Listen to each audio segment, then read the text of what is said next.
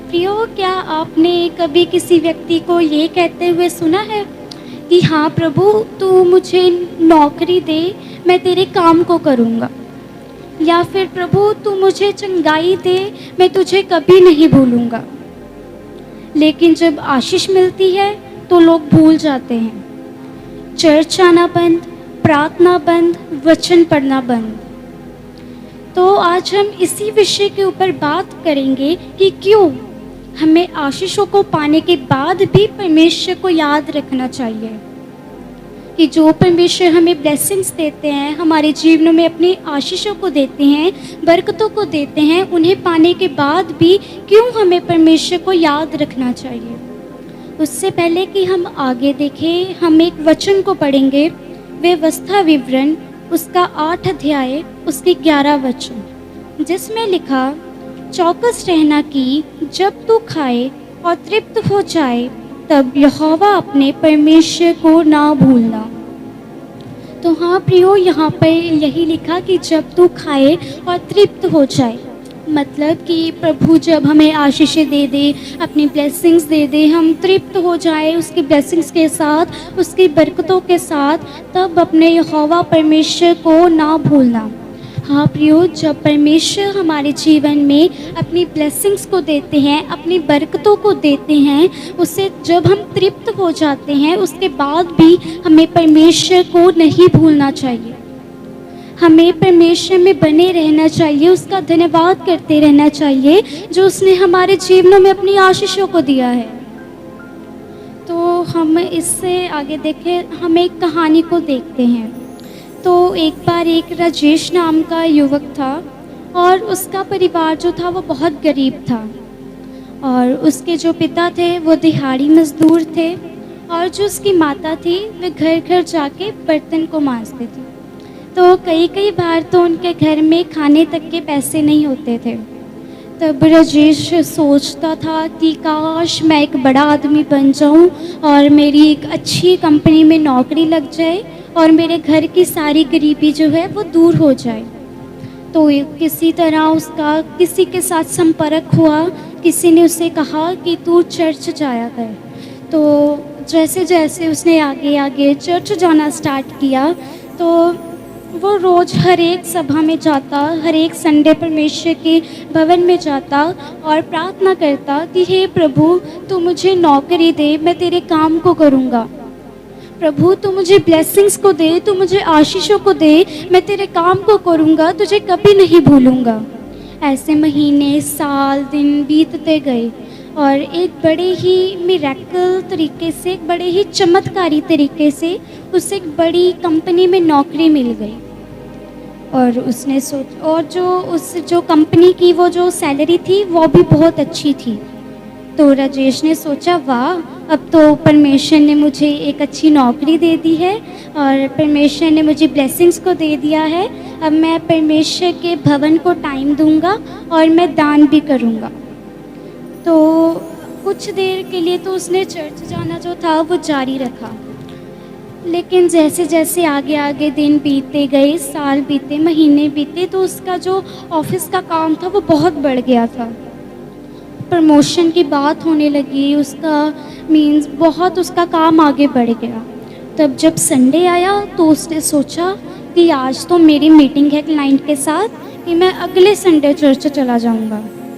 फिर जब अगला संडे आया तो उसने सोचा कि नहीं, आज तो मैं बहुत थक गया हूँ, मैं अगले संडे चला जाऊंगा, मैं कल प्रार्थना कर लूँगा, मैं कल वचन को पढ़ लूँगा। ऐसे करते करते वो ऐसे ही करता गया कि मैं कल प्रार्थना करूँगा, अगले संडे परमेश्वर के भवन में जाऊँगा। ऐसे आशीषों पाने के बाद वो परमेश्वर को भूल गया। जैसे जैसे वो साल बीते, अब राजेश के पास सब कुछ था, एक अच्छा घर था, एक अच्छी नौकरी थी, एक अच्छा परिवार था, अच्छा बैंक बैलेंस भी था, लेकिन उसके पास परमेश्वर नहीं था।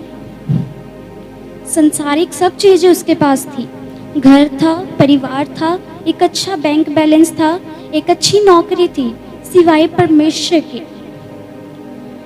तो एक दिन क्या हुआ, जो राजेश था उसको हार्ट अटैक हो गया। तो उसके घर वाले उसे हॉस्पिटल में लेकर गए और जब हॉस्पिटल में लेकर गए तो जो वहाँ के सीनियर डॉक्टर थे, उन्होंने कहा कि आपके पास बहुत कम समय है, मतलब कि आप ज़्यादा देर नहीं जी सकते। उसी टाइम राजेश ने अपनी आँखों को बंद किया और रोते हुए परमेश्वर को बोलने लगा कि हे परमेश्वर, तू मुझे एक मौका दे, मैं फिर से तेरे पास लौट आऊँगा। परमेश्वर, तू मुझे एक बारी और मौका दे, मुझे चंगाई दे, तू मुझे चंगा कर, मैं तेरे पास लौट आऊँगा। तब राजेश को लगा कि उसे एक आवाज़ सी सुनाई दे रही है, और वो आवाज़ थी, राजेश, जब तू गरीब था मैंने तुझे ब्लेसिंग्स दी, और तूने ये मेरे से वायदा किया था कि जब मैं तुझे आशीषें दे दूँगा तो मुझ में बना रहेगा, मेरे काम को करेगा और मुझे नहीं भूलेगा। अब जब परमेश्वर ने उसे सब कुछ दे दिया तो वो परमेश्वर को भूल गया। परमेश्वर ने उसे कहा कि मैंने तुझे सफलता इसीलिए दी, मैंने तुझे आशीष इसीलिए दी, मैंने तुझे बरकतें इसीलिए दी ताकि तू मेरे करीब आए। लेकिन वो परमेश्वर से दूर हो गया और उसी रात राजेश की मौत हो गई, उसकी डेथ हो गई। उसका जो परिवार था, उसका घर था, उसका बैंक बैलेंस था, कुछ भी उसके साथ नहीं गया। परमेश्वर हमें सफलता इसीलिए देते हैं ताकि हम उसके करीब आए, ना कि हम उससे दूर हो जाएं। हाँ प्रियो, की आशीषें पाना एक बुरी बात नहीं है, लेकिन आशीष देने वाले को भूल जाना पाप है। जो हमारे जीवनों में परमेश्वर हमें ब्लेसिंग्स देते हैं, हमें आशीषें देते हैं, हमें उन्हें याद रखकर उसका धन्यवाद करते रहना चाहिए, क्योंकि परमेश्वर ब्लेसिंग्स तो इसीलिए ही देते हैं, इसीलिए परमेश्वर हमें अपनी बरकतों को देते हैं ताकि हम उसके करीब आए, हम उसके निकट आए। हम परमेश्वर को भूल जाते हैं, हम उन्हीं ब्लेसिंग्स के बीच ही में लग जाते हैं, हम परमेश्वर से दूर हो जाते हैं।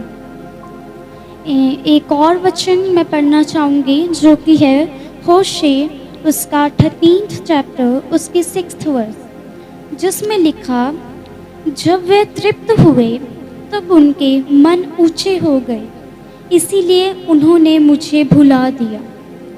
तो हाँ प्रियो, इसमें ये लिखा कि जब वह तृप्त हो गए, मतलब कि परमेश्वर के लोगों को जब परमेश्वर ने आशीषों को दे दिया, तब जो उनके मन थे वो ऊंचे हो गए कि हाँ परमेश्वर ने हमें आशीषें दे दी हैं, परमेश्वर ने हमें बरकतें दे दी हैं। और तृप्त जब वे हो गए तो उनका जो मन थे वो ऊंचे हो गए, इसीलिए लोगों ने परमेश्वर को भुला दिया।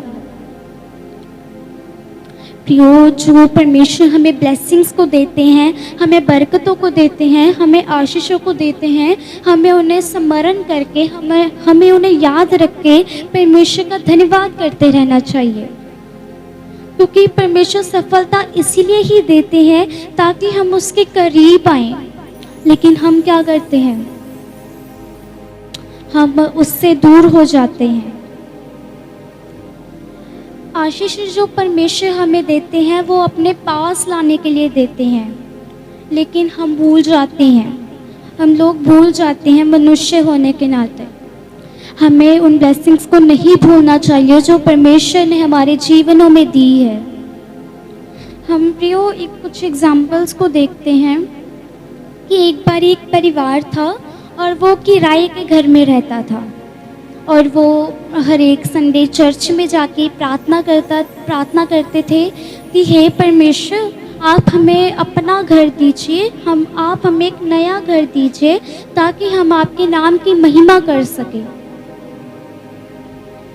जैसे जैसे कुछ साल बीते, कुछ महीने बीते, कुछ दिन बीते, परमेश्वर ने उन्हें एक अच्छे घर की ब्लेसिंग के साथ उन्हें ब्लेस किया, उन्हें एक अच्छे और एक नए घर के साथ उन्हें ब्लेस किया, एक बड़े ही मिरेकल रीति से, चमत्कारी तरीके से। लेकिन कुछ समय बाद वो लोगों की पार्टीज़, रिश्तेदारों की पार्टीज़, अपने रिलेटिव्स की पार्टीज़, अपने पड़ोसियों की पार्टीज़ में ही व्यस्त हो गए, और उन्होंने अपने कामकाज के कारण परमेश्वर के भवन में जाना कम कर दिया। शुरू शुरू में तो उन्होंने बहुत धन्यवाद की सभा अपने घर में रखी, अपने घर में धन्यवाद की प्रार्थना रखते थे, सभा रखते थे।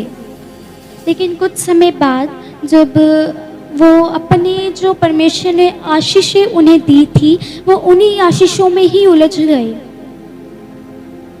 जो घर परमेश्वर ने उन्हें दिया था वो घर आशीष था, लेकिन वो जो घर ही था वो ही उनके लिए परमेश्वर से बढ़कर हो गया। जो परमेश्वर ने उन्हें आशीष दी, वो उस आशीष को उन्होंने पा लिया और परमेश्वर को उन्होंने भुला दिया।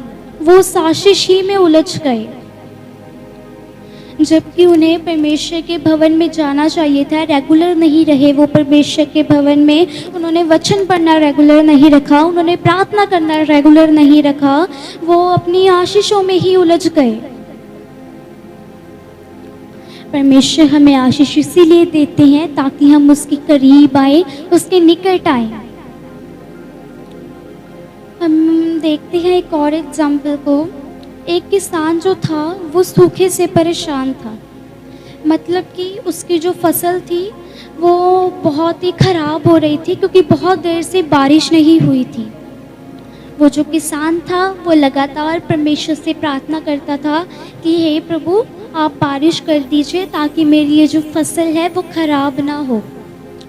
परमेश्वर ने उसकी प्रार्थना को सुना और उसकी जो फसल थी वह लहला उठी। जब बारिश हुई, परमेश्वर ने उसकी प्रार्थना को सुना, वो जो फसल थी वो अच्छी हो गई, वो फसल ख़राब नहीं हुई। अब किसान रविवार चर्च रेगुलर जाने के लिए रेगुलर नहीं रहा, वो खेत ही में रहने लगा, जबकि परमेश्वर ने उसे आशीष इसीलिए दी थी ताकि वो उसके करीब आए। जो परमेश्वर ने उसे आशीष दी थी उसका मकसद था किसान को अपनी आराधना में लगाना, उसे प्रार्थना में लगाना। लेकिन उसने देने वाले को भूलकर, जिसने उसे आशीष दी, उसने उसे भुलाकर आशीष को पकड़ा। अब वो चर्च रेगुलर नहीं जाता था, वो उसी आशीष ही में उलझ गया जो परमेश्वर ने उसे दी।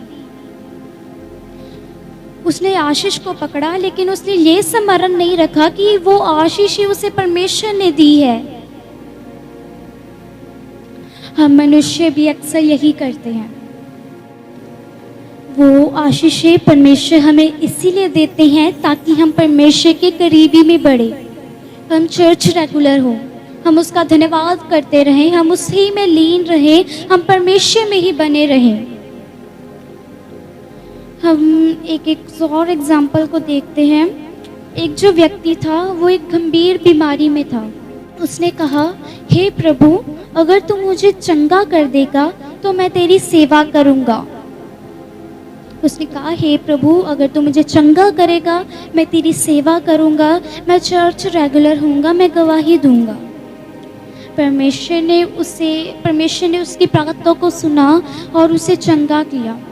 और वो जो थे डॉक्टर, वो भी हैरान थे कि किस तरह से वो ठीक हो गया, ये तो इम्पॉसिबल था।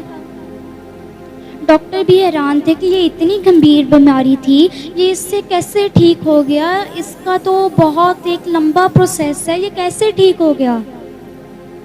परमेश्वर ने उसे छूकर चंगा किया। पहले कुछ समय में तो वो गवाही देता रहा कि हाँ, परमेश्वर ने मुझे चंगा किया है, परमेश्वर ने मुझे चंगाई दी है, मैं परमेश्वर का धन्यवाद करता हूँ। वो जगह जगह जाकर गवाही देता, अपने पड़ोसियों को बताता, अपने रिलेटिव्स को बताता, हाँ, परमेश्वर ने मुझे चंगाई दी है, मैं इतनी गंभीर बीमारी में था, परमेश्वर ने मुझे छुटकारा दिया है, उसने मुझे चंगाई दी है। शुरू शुरू में वो बहुत धन्यवाद करता था परमेश्वर का, लेकिन धीरे धीरे वह पाप में, जीवन में चला गया। मतलब कि वो फिर से पाप ही में पड़ गया। परमेश्वर ने उसे चंगाई इसीलिए दी थी ताकि वह परमेश्वर की महिमा करे, उसकी धन्यवाद करे, लेकिन उसने परमेश्वर को भुला दिया और वो फिर से बीमारी ही में पड़ गया। परमेश्वर ने उसे चंगाई इसीलिए दी ताकि वो मेरे करीब आए, मेरा धन्यवाद करे, लेकिन उसने क्या किया? उसने परमेश्वर को भुला दिया। हम देखते हैं कि कैसे एक परिवार किराए के घर में रहता था। परमेश्वर ने उसे आशीष दी, अपना घर दिया। शुरू शुरू में लोग वो धन्यवाद करते रहे, लेकिन बाद में परमेश्वर को भूल गए। किसान ने भी यही किया। किसान को परमेश्वर ने आशीष दी, उसको ब्लेसिंग दी, उसकी फसल अच्छी हुई, उसका काम अच्छा हुआ, लेकिन बाद में उसने परमेश्वर को भुला दिया। चर्च रेगुलर नहीं हुआ, प्रार्थना रेगुलर नहीं की, वचन पढ़ना रेगुलर नहीं किया। उसी आशीष ही में वो किसान वो जो उलझ गया।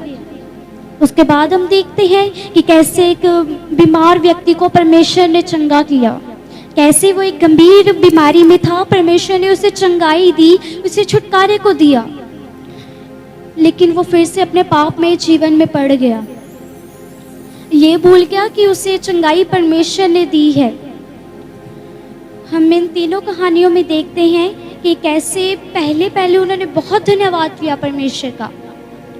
जिन्हें परमेश्वर ने एक नए घर के साथ ब्लेस किया, उन्होंने पहले बहुत धन्यवाद किया कि हाँ, परमेश्वर ने हमें घर दिया है, मैं परमेश्वर का धन्यवाद करता हूँ। और देखते हैं कि कैसे किसान को भी परमेश्वर ने एक अच्छी फसल के साथ ब्लेस किया। शुरू में उसने बहुत धन्यवाद किया, लेकिन बाद में वो भूल गया। इस बीमार व्यक्ति ने भी वही किया। शुरू में उसने बहुत गवाहियाँ दी, हाँ परमेश्वर ने मुझे चंगा किया है, परमेश्वर ने मुझे छुटकारा दिया है, लेकिन बाद में वो फिर से पाप में जीवन में डूब गया। उसने परमेश्वर को भुला दिया, वो फिर से उस बीमारी में पड़ गया। उसे जो परमेश्वर ने उसे चंगाई दी थी, वो उसी में उलझ गया। प्रियो, हमें ऐसा नहीं करना। हमें उस किसान की तरह नहीं बनना, हमें उस बीमार व्यक्ति की तरह नहीं बनना, हमें उसकी तरह नहीं बनना जिसको परमेश्वर ने घर की आशीष दी, उन्होंने बाद में परमेश्वर को भुला दिया। आइए प्रियो, हम अपनी आंखों को बंद करेंगे, अपने सरों को झुकाएंगे और कुछ देर प्रार्थना में जाएंगे, निर्णय लेंगे।